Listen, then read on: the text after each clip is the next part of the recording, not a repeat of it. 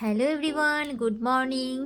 আজকে আমরা সকাল সকাল ব্লগটি শুরু করলাম। সবাই কিন্তু রেডি হয়ে বাইরে দাঁড়িয়েছি। কোথায় যাচ্ছ বুঝতে পারছো তো? পিকনিক যাচ্ছি। অনেক দূরে, জানো তো, পিকনিক যাচ্ছি।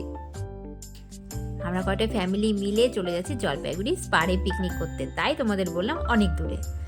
আমরা তো চলে এসেছি স্পারে, আর এখানে চারিদিকে পিকনিকের ভালো টেন্ট রেডি ছিল।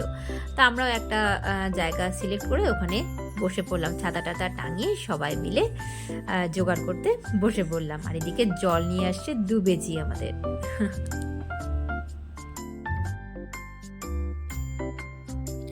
তারপরে আমরা খেতে বসে পড়লাম সকালের ব্রেকফাস্ট, কারণ আমরা খুব তাড়াতাড়ি গেছিলাম। তো ব্রেকফাস্টের মধ্যে ছিল পরোটা, সাথে মিষ্টি আর আলুর তরকারি ছিল। তো সবাই মিলে শ্রুতিরাজও কিন্তু এখানে আমাদের সাথে খেয়েছে। আর তারপরে চলে এসলো সাউন্ড সিস্টেম। সাউন্ড সিস্টেম ছাড়া কি পিকনিক হয় বলো? নাচানাচি তো করতেই হবে। তো সাউন্ড সিস্টেম রেডি, সবাই নাচানাচি শুরু।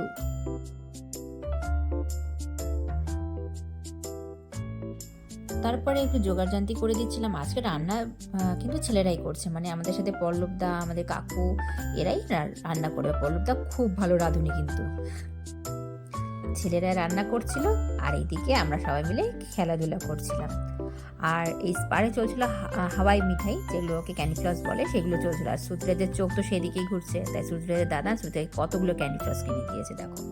আর ওকে আর এতগুলো খাবে, আমি বসে বসে কিনে, আমারও খুব ফেভারিট যদিও।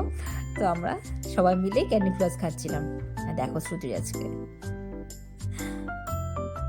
আর এদিকে আমরা রান্না কিন্তু অনেকটাই রেডি। ডিমের কারি, বাঁধাকপি, এগুলো কিন্তু হয়ে গেছে। আর এখন মনে হয় মাংস আর ভাতটাই বাকি আছে। আমাদের রাঁধুনি কিন্তু দারুণ এক্সপার্ট আর দারুণ হাতের রান্না। তারপর শ্রুতিরাজের বাবা কুল মাখা নিয়ে এসেছিল, তাই আমি বসে বসে একটু কুল খাচ্ছিলাম, আর শ্রুতিরাজকে একটু একটু দিচ্ছিলাম। তারপরে যা যাচ্ছিল তাই খাচ্ছিলাম। এখানে যাচ্ছিল পেপসি, না আমি খাইনি, মানিদি আর আমার যা সবাই মিলে খাচ্ছিল। দেখো, ছোটবেলা আমরা এটা স্কুলে খুব খেতাম, বড় হওয়ার পরে এগুলা খাওয়া দাওয়া ভুলেই গেছি। কিন্তু শ্রুতিরাজ এটা বুঝতে পারেনি। আর রোদটাও কিন্তু খুব ছিল, মানে খুব কড়া রোদ ছিল। সকালে যেরকম ঠান্ডা ছিল, রোদটা উঠেছে খুব কড়া, তাই সবাই জ্যাকেট ট্যাকেট খুলেই ফেলেছি।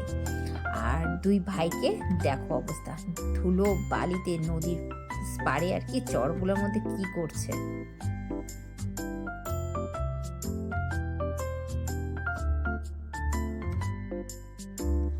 আমাদের সাউন্ড সিস্টেমটা এত সুন্দর ছিল, আর এত সাউন্ডটা এত ভালো ছিল যে অন্য অন্য জায়গার থেকে সমস্ত পিকনিকের লোকগুলো আমাদের এখানে চলে এসেছিল নাচ গান করতে। তারপরে আমি আর শ্রুতিরাজের বাবা নাচ গান করছিলাম। পিকনিক বলে কথা, নাচ তো হবেই না। আর নাচে যেহেতু ভালোবাসি, নাচবো না তা কি আর হয়? প্রতিবার ছেলেরা আগে খায়, তো এবার আমরা আগে খেয়েছি। মানে ছেলেরা বলছে না, মেয়েরা আগে খাক, আমরা পরে খাবো। তো আজকে ছেলেরা আমাদেরকে সার্ভ করছে, কি সৌভাগ্য আমাদের। সবাই মেয়েরা আগে আমরা খেতে বসে পড়েছিলাম।